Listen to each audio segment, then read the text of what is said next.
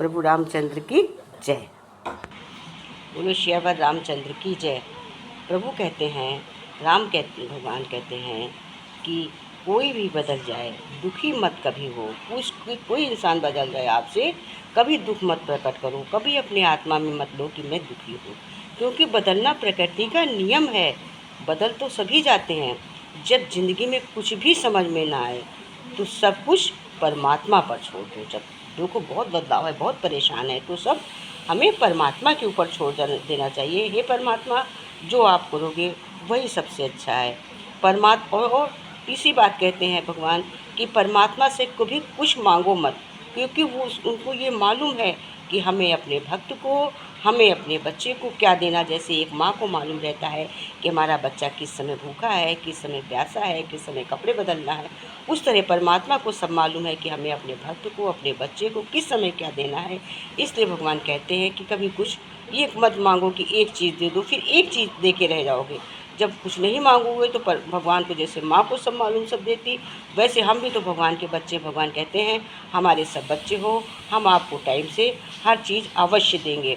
कहते हैं कि जो बुरे समय में ये मत सोचो कि कौन साथ देगा, बल्कि ये सोचो कि अब कौन साथ छोड़ कर जाएगा। बुरे समय में जब कोई साथ देता है तब हमें लगता है कि हमारा ये साथ दे देगा, हमारा ये साथ दे देगा, तो उसके सहारे में फंस जाते हो। परंतु जब बुरे समय में सबको छोड़ देते हो तो उस समय तुम्हारे साथ कौन खड़ा होता है? उस समय तुम्हारे साथ कौन खड़ा होता है? परमात्मा। जब तुम किसी का सहारा नहीं लेते हो बुरे समय में तो परमात्मा से जुड़ जाते हो। जब किसी का सहारा नहीं लेते हो तो परमात्मा में लगन लगाते हो तो तत्काल तुम्हारा काम होता है, वो आपको तुरंत सहायता देते हैं। और जब दूसरों में फंसते हो तो परेशान होते रहते हो। फिर इसीलिए कहते हैं बुरे समय में हमें सबको छोड़कर, सोचो कि छोड़कर चला जाए, केवल और केवल परमात्मा की याद करो। अगर परमात्मा खुश है तो वो सरताज बना देता है, अगर रूठ गया तो दर दर का मोहताज बना देता है। कहते हैं अगर परमात्मा को खुश कर लिया तो तुम्हारे सर पे ताज लगा लेगा। वो परमात्मा चाहता है तो इंसान को मोहताज बना देता है। इसलिए कहते हैं कोई खुश हो या ना हो, हमें अपने ईश्वर की आराधना करनी चाहिए, भगवान की आराधना करनी चाहिए, गुरु के से मिलन करना चाहिए। उससे हमारा जीवन सार्थक बनता है। देखो जैसे कहते हैं बहुत छोटा सा दृष्टांत है, एक पक्षी एक अन्न को खाने के लिए 100 बार मुँह सर झुका कर खाता है। कितने बार? जरा सा खाना कहीं पड़ा होता है उसको खाने के लिए कितने बार सर झुकाता है, तब उसको खाता है। और इंसान है जो 100 बार दिन में खा लेता है, सब चीज़ें खा पी लेता है, फिर भी भगवान को शुक्रिया नहीं अदा करता है कि हम भगवान आपने हमें इतना अच्छा बनाया, इतना अच्छा खाना पीना दिया, इतने अच्छे कपड़े लत्ते दिए, इतना अच्छा रहने सहने का दिया, हमें पंखा भी दिया, एसी भी दिया, सभी चीज़ दिया। उनको हम श्रद्धा पढ़ें, भगवान की हम याद करें, भगवान को हम नमन करें, भगवान को शुक्रिया अदा करें। हे परमात्मा, लाखों शुक्राने आपके, आपने हमें इतना दिया। हे परमात्मा, हम दिन में एक बार भी नहीं सोचते कि भगवान का शुक्राना अदा करें। और पक्षी कितने बार सर झुकाकर, तो हमें भगवान की आराधना करनी चाहिए, नमन करनी चाहिए, गुरु को नमन करना चाहिए। ये हमारे रामायण में का उपदेश है, राम भगवान का उपदेश है कि हमें जो, और ये नहीं ईश्वर के प्रति, जो भी हमारे प्रति कुछ करता है उसको हम शुक्रिया अदा करें। शुक्राना हर चीज़ में अदा करते चलो, इससे हमें आगे की ज्ञान होता चलता है। हमारा मन खुश होता है तो हमारे भगवान खुश होते हैं। हमारे मन में बैठे, अगले के मन में बैठे सब एक ही भगवान खुश होते तो हम प्रसन्नचित्त रहते हैं। भगवान कहते हैं कि अगर घर का व्यवहार शुभ है, अच्छा है, अगर घर का व्यवहार अच्छा है तो समझ लो वो एक कलश के समान घर है। और इंसानियत घर की अच्छी है तो समझ लो कि वो एक तिजोरी है अपने घर में, लॉकर। अगर व्यवहार अच्छा है तो जैसे कलश पूजा के लिए रखते, समझ लो कलश तैयार है घर का। और अगर व्यक्तियों में इंसानियत है तो समझ लो एक तिजोरी है, तिजोरी में, लॉकर में सब भरा हुआ सामान है, रुपया पैसा सामान भरा है। अगर वाणी अच्छी है तो हम लोग घर में धन दौलत खूब भरा है। वाणी ही अच्छी है, वाणी में ही सब कुछ बरसता है, इसलिए हमें वाणी को अच्छी करना चाहिए। और शांति घर की महालक्ष्मी है, जिस घर में शांति रहती है उस घर में लक्ष्मी निवास करती है। पैसा घर का मेहमान होता है, वो आता और जाता रहता है। पैसा तो घर का मेहमान है, आता है और जाता है। एकता घर की ममता है, अगर घर में हम एकता रखते हैं तो ये ममता है।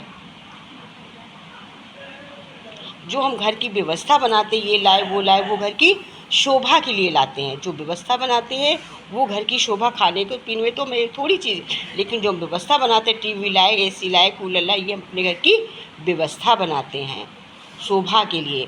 और इसका समाधान क्या है? इससे समाधान क्या होता है? एक सच्चा सुख की प्राप्ति होती है कि हमें ईश्वर ने जो दिया है उसको हम सदुपयोग में लगा रहे हैं, वो वही हमारा सच्चा प्यार है। भगवान कहते हैं कोई तुम्हें चिढ़ाता है, परेशान करता है, गुस्सा करता है, चिढ़ो मत, उस पर गुस्सा मत करो, ज़ोर से मत बोलो, अपने मन को तुम शांत रखो। कोई परेशान करता है करने दो, वो उसी को फॉलो करेगी, उसी के को परेशानी होगी। तुम चिढ़ोगे तो तुम्हें परेशानी होगी, तुम गुस्सा करोगे तो तुम्हें मन परेशान होगा। इसलिए किसी के चढ़ाने से चिढ़ो मत, गुस्सा मत करो, अपने मन को शांत रखो, विचार करो, मन में सोचो, फिर निर्णय लो। अपने मन में सोचने के बाद निर्णय लो। जब मन में सोचोगे, अंतरात्मा बैठी, भगवान तुमको अच्छा ही निर्णय देगा। आवाज़ से आवाज़ नहीं मिटती है, बल्कि चुप्पी से मिट जाती है। जब हम आवाज़ से आवाज़ करते हैं तो आवाज़ बंद नहीं होती, हम भी बोलेंगे, वो भी बोलेगा। जब हम चुप हो जाएंगे तो चुप्पी से हमारी गुस्सा भी शांत हो जाएगी और अगला भी शांत हो जाएगा। जो तकलीफ़ सिर्फ आपको होनी है, दुख भी हो आपको ही होगा, मन भी शांत आप रखेंगे। अगर जो हल्ला मचाकर आप तकलीफ़ सहेंगे, उस अगला को भी तकलीफ़ मिलती है, अपने को भी मिलती है। अगर हम शांत हो जाएंगे तो हमारा भी मन शांत होगा, दुख नहीं मिलेगा, और अगले का भी मन शांत होगा तो अपने का भी मन शांत हो जाएगा, अगले का भी, तो उससे भी हमें शांति मिलेगी कि चलो ये भी शांत हो गया है। तो कहते हैं कि सुख आपको ही मिलेगा हर क्रिया में, चाहे हम चुप रहें, चाहे हम शांत होएं, हम अच्छा निर्णय लें, क्योंकि अगला भी शांत होगा तो हमको शांति मिलेगी। अगला गुस्सा करेगा तो हमको शांति मिलेगी। तो कहते हैं अपने एक चुप होने से हमें एक तीर से दो निशाने, दो दो लोग शांत होते हैं। कहते हैं कि पानी से तस्वीर कहाँ बनती है? पानी में अगर तस्वीर बनाए तो बनेगी, परछाई दिखती है सूखे में, पर हमें पानी में कभी तस्वीर नहीं दिखती है। ख्वाबों से तकदीर कहाँ बनती है? हम सोचें कि बड़े बड़े ख्वाब, तो ख्वाबों से हमारी तकदीर नहीं बनेगी, अच्छे कर्म बनने से हमारी तकदीर बनती है।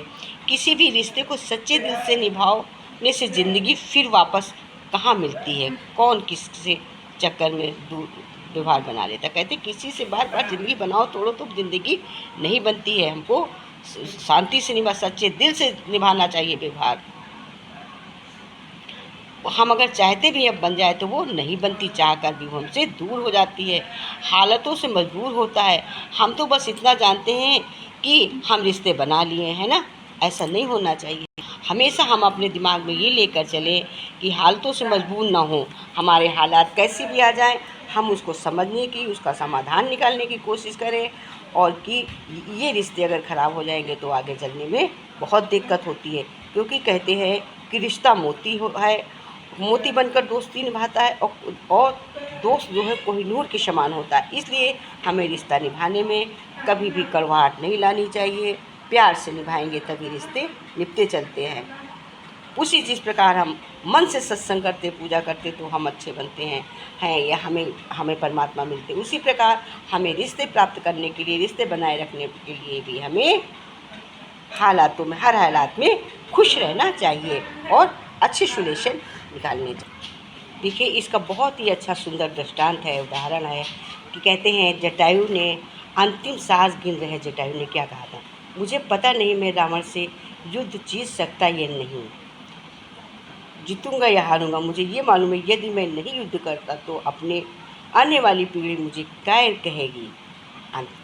जटायु ने क्या कहा? अंतिम सांसें गिन रहे जटायु ने कहा मुझे पता नहीं मैं रावण से युद्ध नहीं जीत सकता, यदि मैं युद्ध नहीं करा तो आने वाली पीढ़ी मुझे कायर कहेगी, क्योंकि नारी का अपहरण होता रहा है और तुम छुप कर बैठे देख रहे थे। तो कहते हैं धर्म मिटाने को है, धर्म की रक्षा के लिए है, धर्म मिटाने के लिए नहीं होता है, धर्म की रक्षा की जाती है।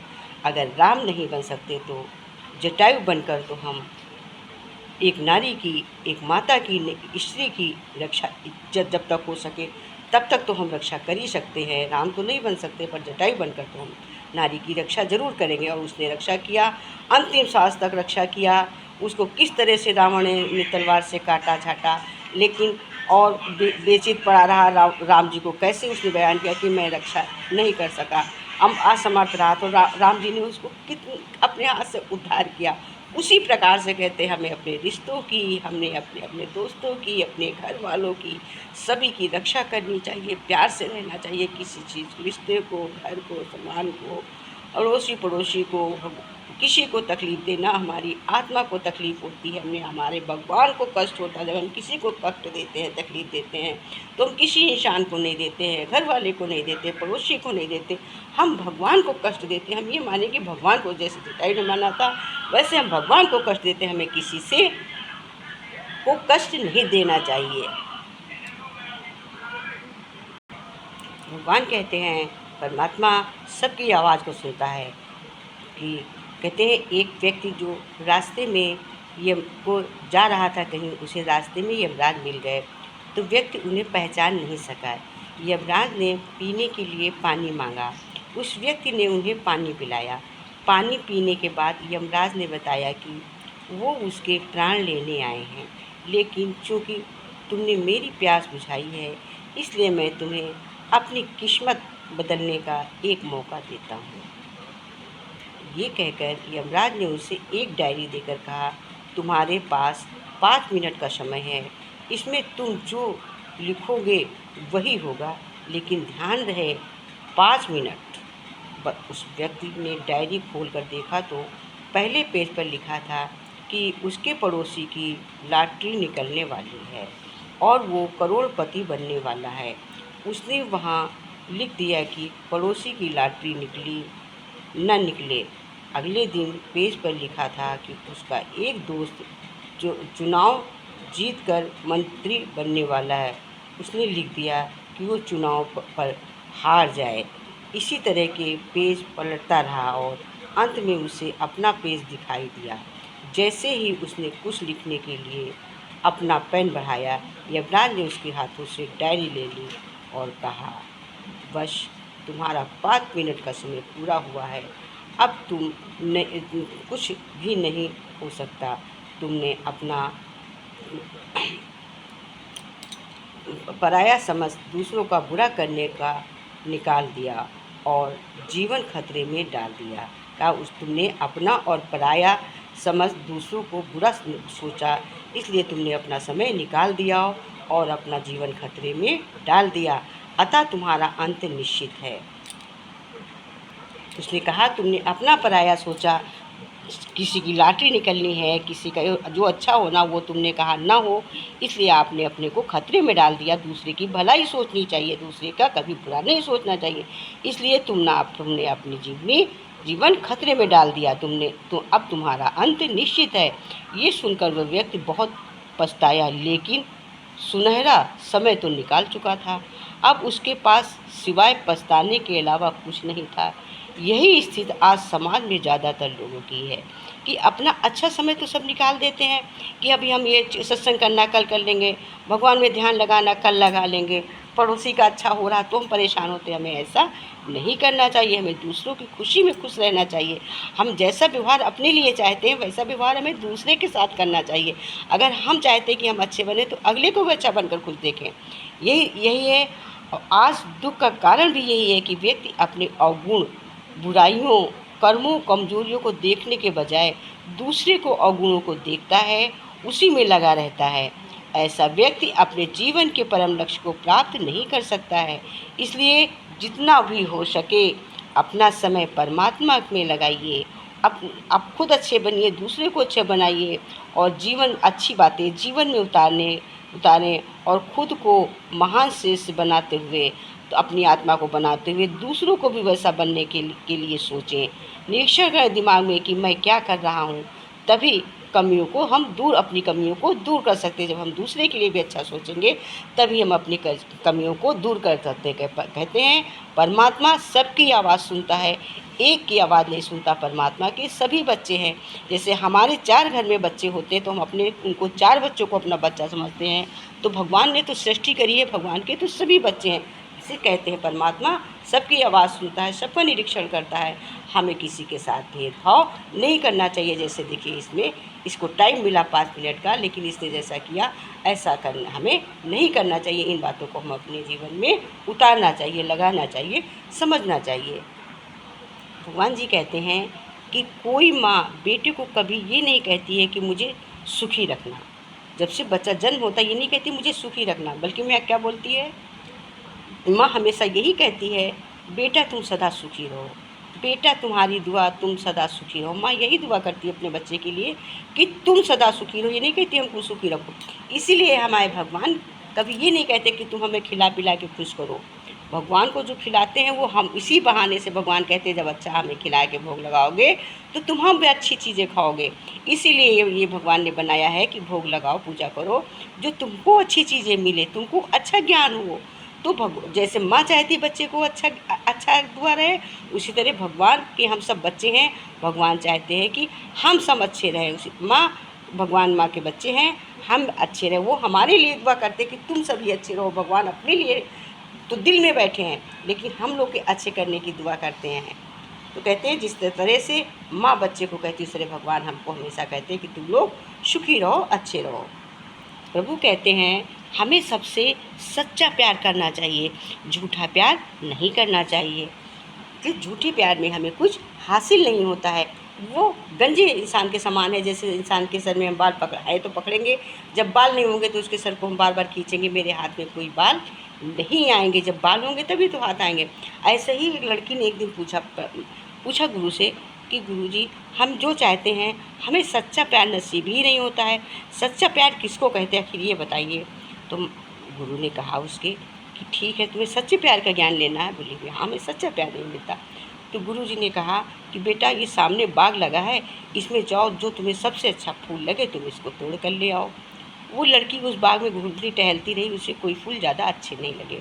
वो दूसरे दिन फिर आई, गुरु ने कि हमें सच्चा प्यार नहीं मिलता। गुरुजी ने कहा कि प्यार करोगे तभी तो प्यार मिलेगा, ऐसे कैसे सच्चा प्यार मिलेगा। आज फिर तुम जाओ गार्डन में और जाकर देखो जो तुम्हें सबसे अच्छा फूल लगे उसे तोड़ कर ले आओ। दूसरे दिन फिर वो पूरे गार्डन में टहली बाग में, उसको फिर कोई फूल नहीं समझ में आया। तीसरे दिन फिर वो आई, फिर गुरु ने वही उसको बोला कि जाओ तुम पूरे बाग में टहलो, जाके जो फूल तुम्हें सबसे अच्छा लगे उसको तोड़ के आज तुम्हें लाना है। आज तुम पसंद करती हुई जाओगी, चूज करती हुई जाओगी। वो फूलों को खूब देखती गई। तो जब वो यहाँ से चली तो उसको एक गुलाब के पेड़ पे जो फूल लगा था उसे पहला ही फूल थोड़ा अच्छा लगा, परंतु उसने क्या किया उस फूल को तोड़ा नहीं और आगे चलती गई, इससे अच्छा इससे अच्छा, सारे फूलों को चूज करती रही। अभी उसको फूल तो नहीं समझ में आया कि और कोई, उसको लगा पहला ही फूल अच्छा था। जब तक कि एक भक्त आया, उसको पूजा करनी थी, उसने क्या किया, उसने उस फूल को इधर तोड़ लिया। वो लेकर वो पूरा बाग नहीं घूमा, क्योंकि वो आत्मा से गया था भगवान को चढ़ाने के लिए। उसने अपनी आत्मा से पहला फूल जो मिला उस एक ही फूल लेके और वो उसको लौट गया, वो अपनी आराधना में लग गया। इधर अब ये लड़की लौटी कि चलो वही फूल तोड़ लेते, वही अच्छा था। अब उसको तोड़ने के लिए जब आई तो उसमें फूल नहीं था। अब वो बड़ा पछताई कि मैं तो फूल नहीं पाई। कोई बात नहीं है, अब वो गुरु के पास पहुंची, बोली गुरु जी आज भी नहीं मिला। गुरु ने बोले कोई फूल ही नहीं था वहाँ पे, तो तुमको पसंद आए? बोली नहीं, एक फूल तो हमें आज पसंद आया था। तो बोले उसको तुम ले आओ। बोली नहीं, जब सोची बाद में ले लूँगी। मैं सारे में घूमती रही, जब मैं सारा घूम के लौटी तो वो फूल ही नहीं था। तो गुरु ने कहा इसी को सच्चा प्यार कहते हैं, जो हमारे दिल से लग जाए, जो बात, जो गुरु, जहाँ पूजा स्थान, घर वाले, उनको हमें कभी छोड़ना नहीं चाहिए, उनको हमें अपना लेना चाहिए, उन बातों को हमें पकड़ लेना चाहिए। जो बात हमें अच्छी लगे, जो सत्संग हमें अच्छे लगे, घर वाले हमें अच्छे लगते, हमें सब अच्छे लगने चाहिए। हमको सबसे सच्चा प्यार करना चाहिए और वाकई में जो सच्चा प्यार हासिल करना है, हमें जो चीज़ मिलती है अच्छी लगती है उसको हम हासिल कर लें। हम बार बार ना सोचें कि हम इसको तोड़ लें उसको तोड़ लें। वही सच्चा प्यार है जो हमें समझ में आ जाए। तो वो लड़की के हाथ पछतावा लगा, अगर वो पहला फूल तोड़ लेती तो उसको प्यार मिल जाता पहला। तो इसी तरह कहते हैं सच्चा प्यार वही है जो हमारी समझ में एक बार में आ जाता, उसको हमें अपनाना चाहिए। इससे हमें यही शिक्षा मिलती है कि हमें सच्चा प्यार वही है जो हम को पसंद आए, वो हमारा अपना है, वो हमारी अपनी चीज़ है। हमें पड़ोसी पर समझ में आते वो हमारे अपने हैं, हमें घर वाले, और जो हमें निगेटिव थिंकिंग देते हैं उन पे हमें नहीं फोकस करनी चाहिए। ऐसे ही कहते हैं कि एक बार राजा के दरबार में राजकवि ने प्रवेश किया। राजा ने उन्हें प्रणाम करते हुए उसका स्वागत किया। राजकवि ने राजा को आशीर्वाद देते हुए उससे कहा, आपके शत्रु चिरंजीव हों। इतना सुनते ही पूरी सभा दंग रह गई। ये विचित्र सा आशीर्वाद सुनकर राजा भी राजकवि ने नाराज हो गए, पर उन्होंने अपने क्रोध पर नियंत्रण कर लिया। राजकवि को भी इस बात का भान हो गया कि राजा उनकी बात सुनकर नाराज हो गए हैं। उन्होंने तुरंत कहा, महाराज क्षमा करें, मैंने आपको आशीर्वाद दिया पर आपने लिया नहीं। राजा ने कहा, कैसे ले लूं? मैं आपका आशीर्वाद, आप मेरे शत्रुओं को मंगल कामना कर रहे हैं। इस पर राजकवि ने समझाया, राजन, मैंने ये आशीर्वाद देकर आपका हित ही चाहा है। आपके शत्रु जीवित रहे तो आप में बल, बुद्धि, पराक्रम, सावधानी बनी रहेगी। सावधानी तभी बनी रह सकती है जब शत्रु का भय हो। शत्रु का भय होने पर ही होशियारी आती है। उसके न रहने पर हम निश्चित और लापरवाह हो जाते हैं। हे राजन, मैंने आपके शत्रुओं की नहीं, आपकी मंगल कामना की है। राजकवि के आशीर्वाद का मर्म जानकर राजा संतुष्ट हो गए और उनके आशीर्वाद को स्वीकार कर लिया। तो अब जब राजा खुश हो गए, जब समझे कि हमें क्यों शत्रुओं को भी मंगल कामना की है, तो उन्होंने आशीर्वाद को स्वीकार किया।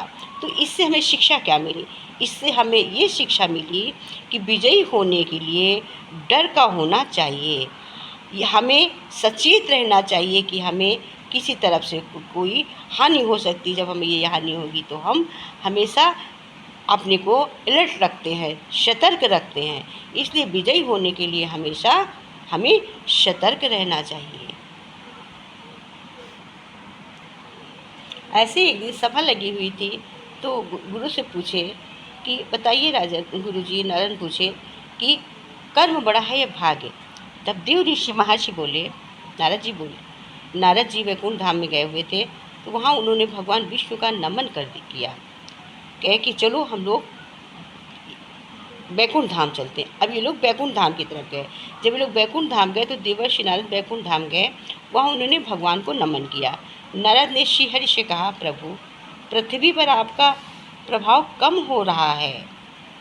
धर्म पर चलने वालों को कोई अच्छा फल नहीं मिल रहा है। जो पाप कर रहे हैं उनका भला हो रहा है। तब श्री हरि ने कहा, ऐसा नहीं है देव ऋषि, जो जैसा कर रहा वैसा ही पाप हो रहा है, ऐसा नहीं है हो रहा है। तब नियति ने के जरिए हो रहा है। ये सब नियति है, क्या होना है?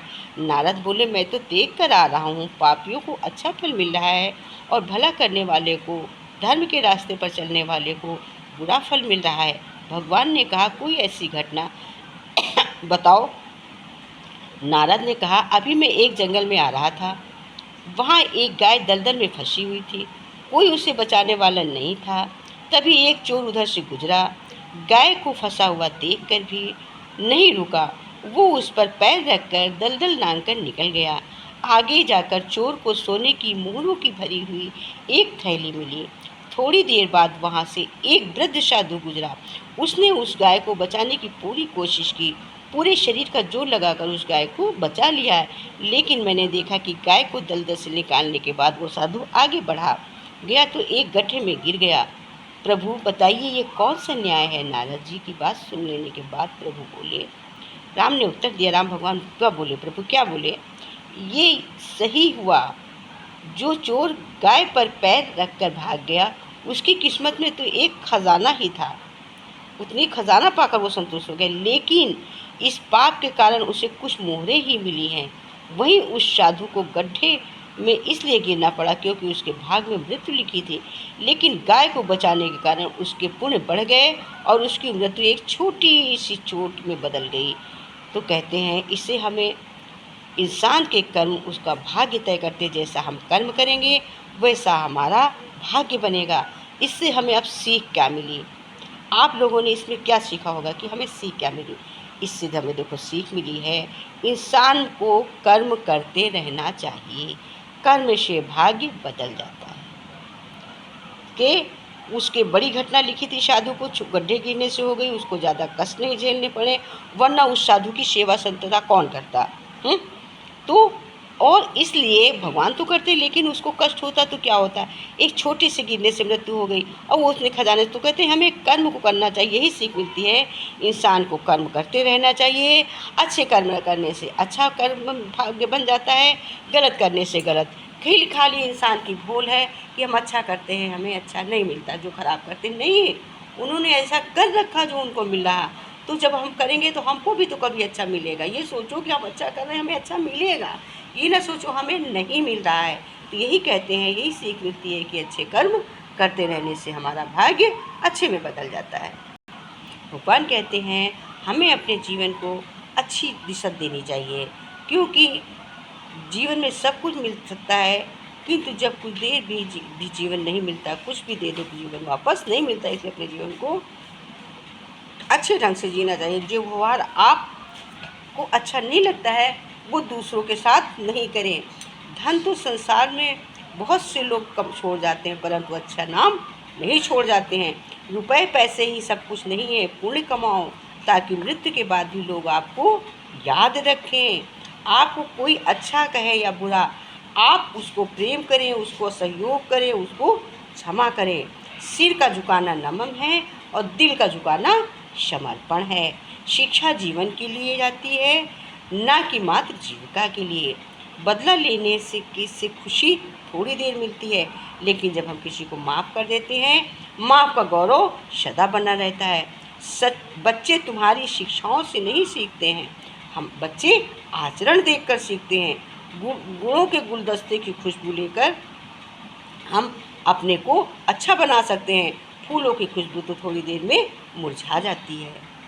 इससे हमें ये ज्ञान मिलता है कि हमें अपने जीवन को सार्थक बनाना चाहिए, अच्छा बनाना चाहिए, और दूसरों को भी हमें अच्छा बनने की प्रेरणा देनी चाहिए। भगवान कहते हैं कि हमें झूठा व्यवहार किसी से नहीं करना चाहिए, झूठी दोस्ती नहीं करनी चाहिए, झूठे दोस्त नहीं बनाने चाहिए। जैसे हिरन और देखिए कौवा का एग्जाम्पल है, दृष्टांत है। एक हिरन और एक कौवा बहुत अच्छे दोस्त थे। एक दिन कौवे ने हिरन को एक सियार के साथ देखा। क्या किया, हिरन और कौवा में बहुत दोस्ती थी। एक दिन कौवे ने हिरन को एक सियार के साथ में देखा।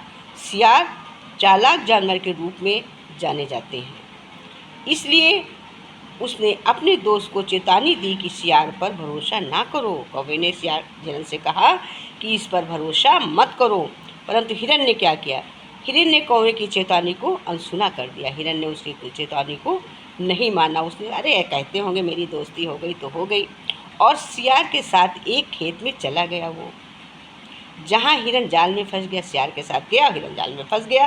सियार ने उपहास किया, मैं किसान को बुलाने जा रहा हूँ, वो तुम्हें मार डालेगा और मुझे तुम्हारे मांस का एक हिस्सा मिलेगा।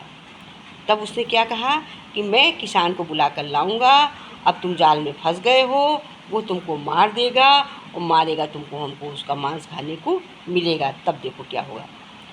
हिरन रोया। कौवे ने अपने मित्र के रोने की आवाज़ सुनी और उसकी सहायता के लिए आया। जब हिरन रो रहा था कि हाय अब मार डाला